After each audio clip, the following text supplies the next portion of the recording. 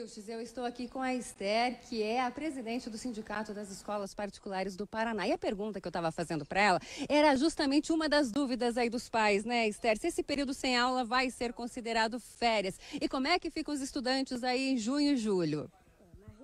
E cada escola tem a autonomia para fazer o seu calendário. Nós temos 200 dias a cumprir, 800 horas a cumprir, né? Então, algumas escolas, nesses 15 dias do decreto do governador, anteciparam as férias de julho. Algumas escolas, como você mesmo disse, trabalharam online, né, organizaram trabalho remoto para as crianças fazerem em casa, estão fazendo videoaula com as crianças, até para não ter essa desconexão, que acabou de começar o ano letivo. Então, né, é muito inteligente a gente não perder essa conexão com os educandos.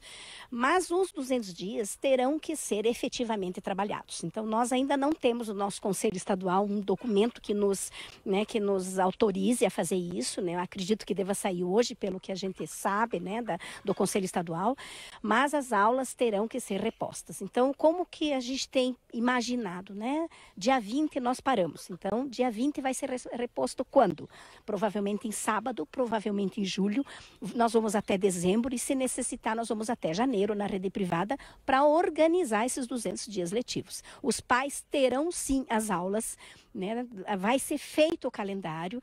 Quando tem alguns pais questionando, por exemplo, mas eu tenho alimentação, eu sou do período integral. Ele vai ter aula no sábado, ele vai ficar na escola das 7 às 7, ele vai se alimentar também no sábado, né? Então, a gente tem trabalhado com as famílias, nós, como Sinep, temos conversado com os gestores para o gestor conversar com a família, explicar como ele vai organizar o seu calendário, até para tranquilizar as famílias. Só para a gente esclarecer aí para as famílias, essas aulas online, elas podem fazer parte aí, podem ser consideradas dias letivos, Esther? Se o Conselho Estadual nos permitir, podem sim ser considerados dias letivos. Isso a gente vai esperar a normativa.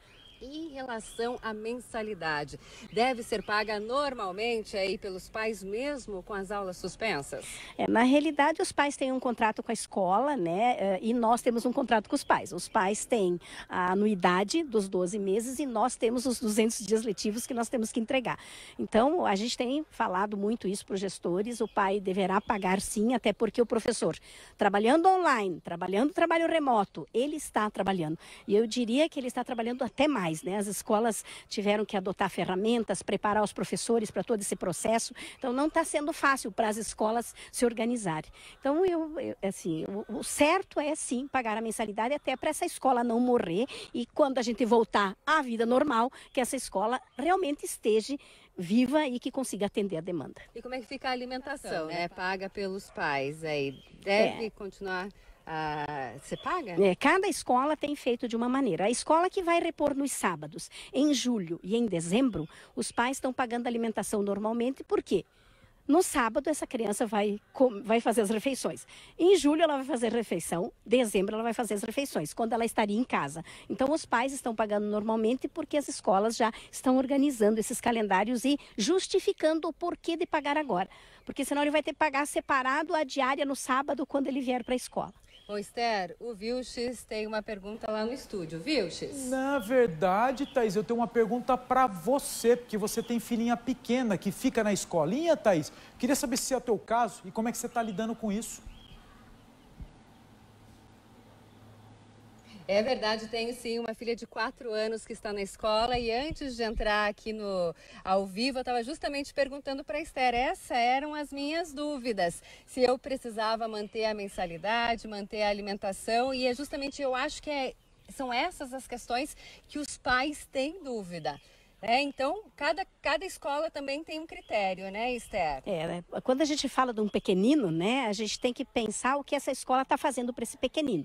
Na rede privada, nós temos algumas escolas, por exemplo, que organizaram uma psicóloga para falar com as mães, uma nutricionista para dar dicas de fazer refeição, uma psicomotricista para fazer atividades com os bebês, mesmo com os bebês. Então, cada escola tem feito um movimento, né? Quando a gente fala de alimentação, alimentação, né, é necessário que se fale com a escola, até para a escola justificar como vai fazer. Ah, não, a gente vai agora parar um mês porque a gente vai usar as férias de julho. Então, como é que nós vamos organizar isso? Porque se a criança não está fazendo alimentação lá no berçário, talvez a escola tenha uma outra metodologia, mas isso vai de cada gestor, de como ele vai fazer a reposição.